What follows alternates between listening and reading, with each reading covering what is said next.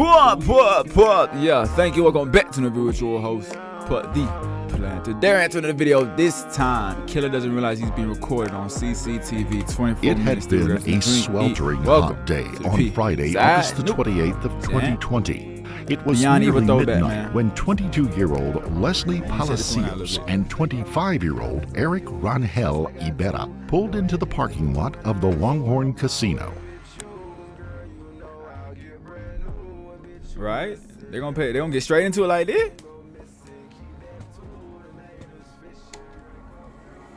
So everybody the killer? Oh, he put a whole body out of this bitch, ain't it? I'm about to say.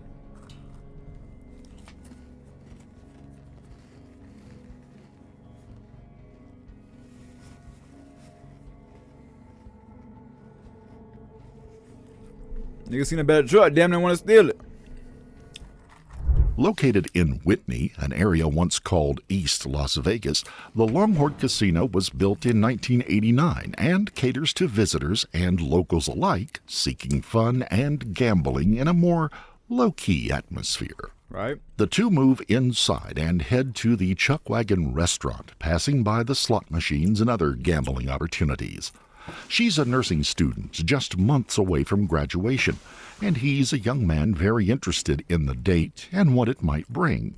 The two settle in for a nice dinner and each have a number of alcoholic drinks with their meal. Really, it's nothing out of the ordinary.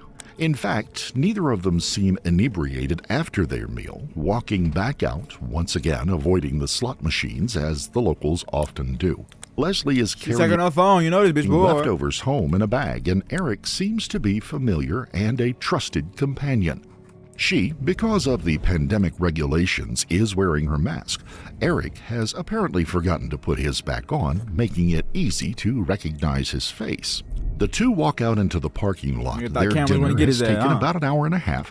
It is now in the early hours of Saturday morning. The two have an animated but apparently friendly conversation as they return to Eric's truck. She walks around. That's when he found he wasn't getting no sex. Passenger side of the truck. He wasn't getting no pussy Eric after spending that money. Driver's side. So you should have sex with me today. No, you're a good friend. Put that nigga in the friend zone. She thought she was gonna drive his ass home. Nope. That nigga want to pussy and pussy on there.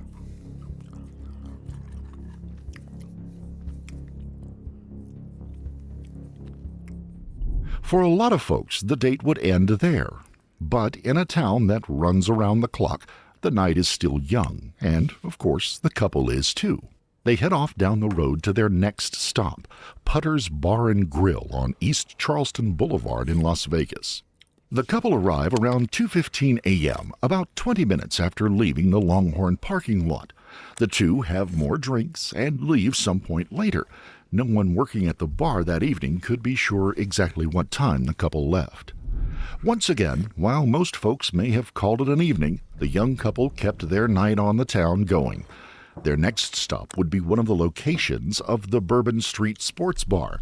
There, the two would be seen spending more time together, drinking beers and taking shots. How many drinks do you motherfuckers need? Like, for real? Finally, after spending hours out and drinking, the two did finally call it a night and head back to Eric's home. The two get home just before sunrise as they're seen pulling into the street in front of the place Eric lived around 5:30 a.m. Leslie is showing the effects of heavy drinking, and now Eric has to help her from the car. She has a lot of trouble walking. Eric helps her into the house. The two still seem to be getting along. Inside the house, Eric takes her up to his bedroom. The home is owned by Eric's father, Jose Rangel, and his mother. His younger sister lives there as well. Jose has plans to take his wife on an event at their church that morning, but he's not fully up and active at this point. No one really sees the couple come in. I mean, I ain't gonna lie, I would've took a good look at his daddy and been like, yeah, this nigga might be a little crazy, you know what I mean? But something goes terribly wrong as the two end up in bed. Terribly, irrevocably, and fatally wrong.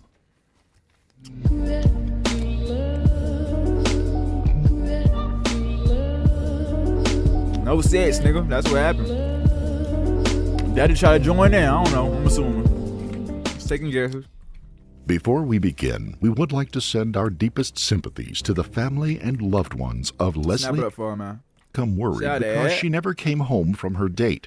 Her mother, Araceli Palacio, and her sister, Nayeli Palacio, contacted the Las Vegas Metro Police Department and told them that Leslie had not come home from her date the night before. They said they had been trying all morning to call her and to text her, but there had been no responses. The last communication her sister received from Leslie had been a text from her phone number that simply said, "I need to tell you some shit." Araceli's reply of what happened was never answered. Then, Metro Police Department did something that police departments and law enforcement agencies across the country are quickly phasing out. They told them they needed to wait 24 hours before declaring her missing. In the past, the 24-hour waiting period was a rule of thumb or a guideline widely followed in the days before people carried cell phones or even had access to landline phones in every home. The one-day wait rule would give people a chance to wander back home after either finding roadside assistance, getting over an argument, or whatever that had taken them away from their home in the first place.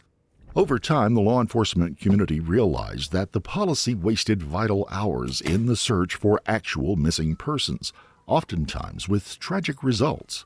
As cell phone use grew and ease of contact and communications grew with it, it was the final straw for the poorly conceived policy, and almost all departments now have a policy of investigation at the first report of a missing person.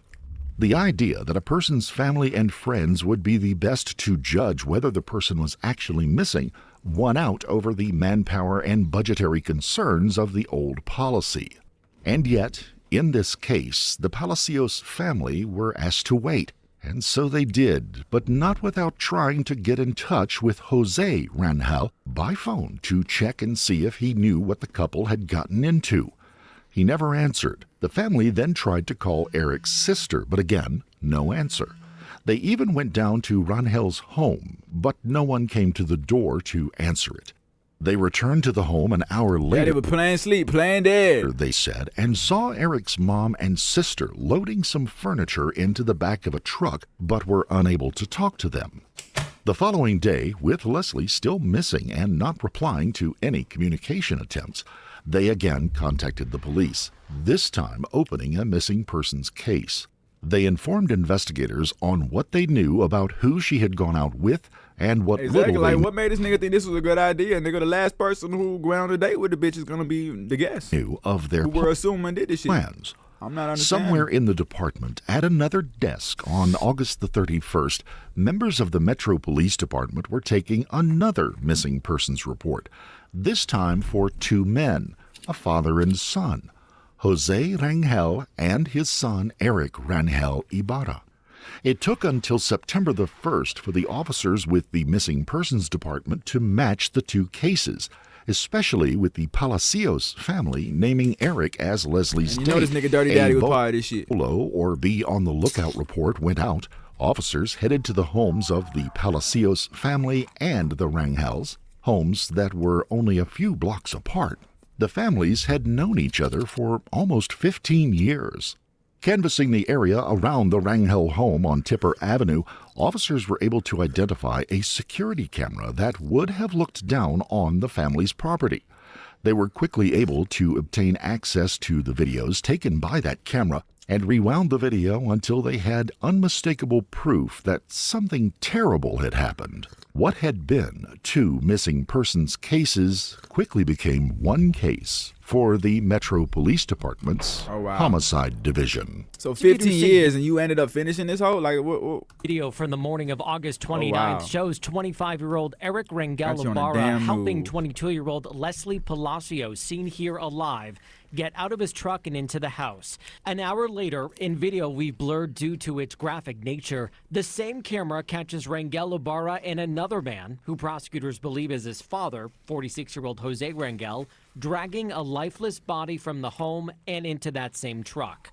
Minutes after, the truck drives off. Him and daddy trafficking bitches, man. Leaving Rangel posing off the walkway. And now, both Jose and Eric are missing. Their family left behind have no idea where they are, but officers now know that the Rangel home is a crime scene. Warrants were obtained. Officers and forensic team members go through the home to find what would be described later as an attempt to clean up the place, perhaps unwittingly attempting to remove the evidence of a murder. As alert bulletins went out immediately with descriptions of the two men and of Rangel's pickup truck, including the license plate She was number. going out with a nigga with 5'5"? And the daddy only 5'9"? Investigators went room to room like in the taller. small two-story home, documenting the evidence still there. Las Vegas Metro Police Detective Mitchell Dorsch would later tell a grand jury that there were numerous pieces of evidence found at the scene of the Rangel's home. On the living room couch, a pair of blue latex gloves were found. Another set and numerous cleaning supplies were also found in the adjacent dining room area. Inside a mop bucket in the kitchen was a stained cleaning cloth, and the mop head showed signs of a dark substance as well.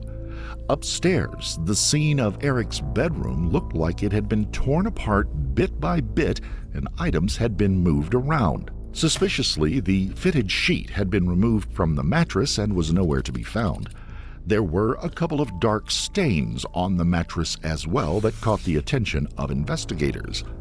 Inside the room, they also found a preferred customer card which would prove to be registered to Eric. Nearby, a shirt on a hanger, one of Eric's. It also had blood drops on it. Eric's wallet was found in the room. No money, but all of Eric's IDs were still there. Investigators also checked in the bathroom and found 2 blood spatters on the floor and took samples of them. The source of the spatters is still undetermined. As investigators combed through the Rangel home, arrest warrants were sworn out on Eric and Jose. Local media outlets flashed up the announcements alerting the public to be on the lookout for the two men, showing photos of both and including images of how they would look in surgical masks that nearly everyone was wearing at the time during that phase of the pandemic. The warnings came out too late to catch Eric and Jose, though. The notices did catch the attention of a friend of Eric's, though, and he had some very important information for local investigators. The man explained that he had known Eric for about 5 or 6 years, and the last time he had seen him in person was weeks before. Eric had come into a restaurant where the man was eating, and Eric was obviously very intoxicated. He sat down and asked the man if they were friends, and would he do him a favor in the future if Eric asked him to. The man said it was an awkward request, and that he had humored Eric, obviously because he was drunk. Eric left, and the man didn't think about it again until the morning of Saturday the 29th. The man said he got a call from a telephone number he did not recognize. When he answered it, it was Eric, and Eric immediately reminded him that he promised he would do him a favor. You ain't even paid a nigga. You think you gonna do that shit? Favor. Eric said that he needed to bring him some gasoline, and nigga wanted an accomplice bad. And he couldn't find any himself because he didn't want to be seen anywhere on camera. The man asked him why, and Eric told him, according to his testimony before a grand jury, that Eric claimed he was in Utah, some 125 miles north of Las Vegas. The request was crazy and it didn't make sense. Why did he need someone to bring him gas from so far away? And you ain't got your wallet, you ain't paying me to do it. You got shit. Why was he using a different phone than his usual one? Eric, who was obviously stressed out, told him he was on a burner phone. And then he said the words that would turn the missing person cases and the strange occurrences into the worst possible situation. Because I killed a bitch, Eric told him. He then repeated it when his friend said that he didn't believe him. I'm for real. I killed a bitch. I'm serious. She's dead in the back seat of my truck right now. Oh, wow. The man wanted nothing to do with the situation, and he told Eric that he had to go pick up his daughter that morning and couldn't help. He then said he told Eric that he'd screwed up by telling him what he had told him. Yeah, no bullshit. Eric you thought you had a friend. Immediately hung up the call. The man went to the police when he saw the reports on the local news.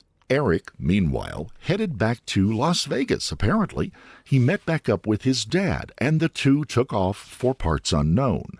They told no one where they were headed, told no one what had happened, and seemed to leave no trail behind them. No debit card transactions. I'm telling you, this nigga ain't getting no pussy, and he spent that money on them drinks, and no cell phone pings for their phones. Daddy probably came in the room at nighttime, said he wanted to fuck too, and the bitch ain't do it. No witnesses creepy ass niggas. calling in to say they had been spotted. They vanished like a pair of ghosts, leaving Jose's wife and daughters behind without any explanation. It would be September the 9th before Leslie's body would be found. Members of the Moapa Tribal Police, Red Rock Search and Rescue, and investigators from the Las Vegas Metro Police Department discovered Leslie's remains in the Moapa Valley near the Valley of Fire State Park. They couldn't even bury the bitch. They put her on the side of the bush, what it looked like. From Las Vegas. The location was a few miles east of Interstate 15 on the Valley of Fire Highway, about 2,500 feet down a dirt road. Her remains were hidden behind a bush located in a wash. Investigators would later tell a grand jury that the body had suffered terribly from the heat, turning black over the intervening I can assume. days. In addition, this bitch probably it had suffered considerable damage from insects. Identification was initially made by matching the clothes that Leslie was seen wearing in the date-night videos, a striped top and blue jeans, to what was found on or near the corpse. Leslie's body was found without pants, and her underwear had not been put on correctly. According to the detective who was part of the recovery team and who had attended we'll say what we already know. The autopsy, her thong-style underwear had been put back on her as if the thong portion had been the waistband on the underwear. Her pants were found nearby in another bush. The body was taken to the state laboratory for testing and an autopsy to confirm the cause of death. Due to the ravages of the desert and the high temperatures, coroners were unable to determine the exact cause of death. The day after her body was found, Leslie's family, friends, and members of the community gathered for a memorial service for the young woman. It was a heartbreaking end to any hopes that she may have been found alive. As for Eric and Jose, they were gone, effectively disappearing. There were no reports about them being seen anywhere. And then, on January 19th of 2021, just over 3 months later, Jose Rangel turned himself in at the U.S.-Mexico border crossing. Officials from the San Ysidro Border Patrol Station near San Diego, California, arrested him immediately and contacted the authorities in Las Vegas. Jose would waive his Miranda rights and would waive any extradition fight. He wanted to come home to his family. All he could say about Eric was the two had split up in Mexico and he hadn't heard from him in months. Investigators said that Jose was cooperative from the very beginning of their interviews, but originally gave a story that was watered down to lessen his involvement. Nigga tried to help out his son, and he probably put all the blame on his fucking child. Case. What happened? Once confronted by the security camera videos, he recanted his original story and opened up more to the officers. Jose said that he had been up early that morning and had been working in the home's garage. He had plans to take his wife to a church event in a couple of hours and was taking care of some things when he heard Eric and Leslie enter the house and stumble up the stairs. He said that a half an hour later, Eric came down the stairs shirtless, dragging Leslie's body behind him on a bedsheet. Jose said Eric told him that she had overdosed and died. Eric then completely lost his senses and started telling his father that they had to do something with the body. Jose said he immediately helped Eric get the body out of the house so that his wife and daughters would not come downstairs and be involved. He would continue by saying that when you let yourself get involved, nigga? He looked at Leslie, he could see if it's an overdose, I mean, what did she drink, nigga? No obvious injuries. There was no blood or vomit on her, and she was only partially dressed with no pants and her panties pulled up awkwardly around the waist. He helped Eric put her into the car and immediately grabbed the water hose and started spraying off the gravel outside as his son drove away with the body. He told investigators that he had not consciously been attempting to destroy evidence then, but was just stunned and trying to do something. He said he thought Eric was heading to Utah. Dad ain't too smart and son ain't too smart. That's why you don't have kids with certain motherfuckers. See what I'm saying? If she overdosed, and that was on her, unless these niggas put something in her drink. The intention of destroying the body. Distraught, Jose went to his other daughter's nearby home to speak with her. Shortly after he arrived, though, he said Eric turned up at that house as well. Jose had not expected to see Eric back that day, and Eric began acting crazy, shouting that he was going to kill himself, or Jose, and that some people might be coming to kill the family. He said he chose to flee with his son, and the two went back home, gathered all the cash they could, and headed to California, and then crossed the border into Mexico by that evening. During the drive, Eric refused to talk about what had happened, except that Leslie had overdosed on narcotics and he had way too much to drink that night. In the end, Jose would strike a plea deal and pled guilty to destroying evidence and an accessory to commit murder, both misdemeanor charges. He spent 205 days in the Clark County Detention Center before coming to trial. He would be sentenced to a total of 2 years in jail for what he had done. The 205 days already served would be counted against that sentence as time served. The charges and light sentencing he received would be decried throughout the community and even within the district attorney's office. Chief Deputy That's a little weird, but I mean, District Attorney he's saying it had nothing to do with it, but you were accessory. Nigga. John Giordani would tell members of the press that the Nevada legislature needs to do something about this because dumping a young girl's body and treating her like a piece of trash should not be treated as a misdemeanor. And assisting a murderer after he commits such an egregious crime should not be treated as a misdemeanor. I don't think they would have spared that nigga like that in Georgia. His family would also speak to the press about Jose's sentencing. Si alguien sabe de estos criminales, por favor que se entreguen. Que se entreguen a la justicia. Porque los van a encontrar a donde se vayan, que se entreguen. It's a throwback. It's an old one from Beyond Evil, y'all. Understand that. Era una niña muy buena, estaba estudiando, ya se iba a graduar. ¿Por qué le hicieron esto? ¿Por qué la familia Guacope? Her dad probably never went dating since, goddamn. Shit. Yo no voy a descansar hasta no hacer justicia, que todos ellos paguen todo. Porque ella fue como mi mejor amiga. We feel you, baby. We feel you, baby. Believe me. Ella era muy buena niña y una mejor amiga. Yo más quiero justicia. Y que pagan por lo que le hicieron, porque ella no se merece esto. This bitch back here, she hate them a little bit. Su familia, al papá, a todos. This bitch don't like she got no remorse back there. I don't know. Y'all just watch that bitch. Shit. Al papá, a todos, porque ella no se merecía esto. Ella era muy buena persona. Jose would only serve an additional 8 months in jail before being released. During his time in jail, he had taken a number of courses mandated by the state that allows offenders to reduce their jail times. His release stirred up bad feelings within the community. He was now a free man. His son, Eric, was still out there, walking free and unpunished for what had happened on that fateful night. I understand the daddy got kids, probably got a wife, but then they...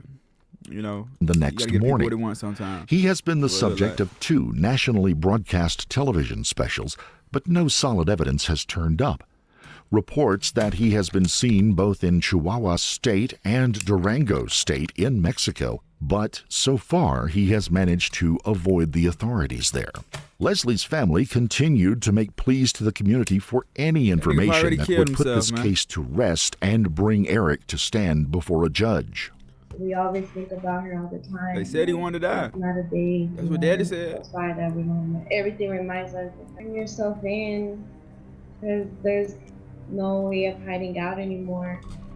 You can't hide forever and just, pay for what you did. Because we're never. You got witches cursing you, nigga. You know what I mean? They putting spells on your ass, spiritual realm, all that. I bet, nigga. I bet he feel that pressure for real.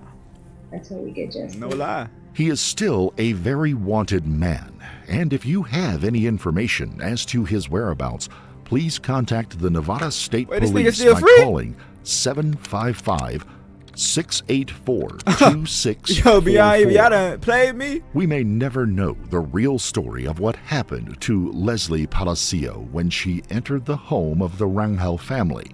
Was it an overdose that took her life, or did Eric somehow kill her as he told his friend? We can only hope that one day justice will catch up to him. Oh, wow. If you found this case compelling, y'all got this nigga still on the loose. Pull. We went right down with someone for the peace side, for the music page. Shout out you, Sip Joe T. And it's been P. Nope.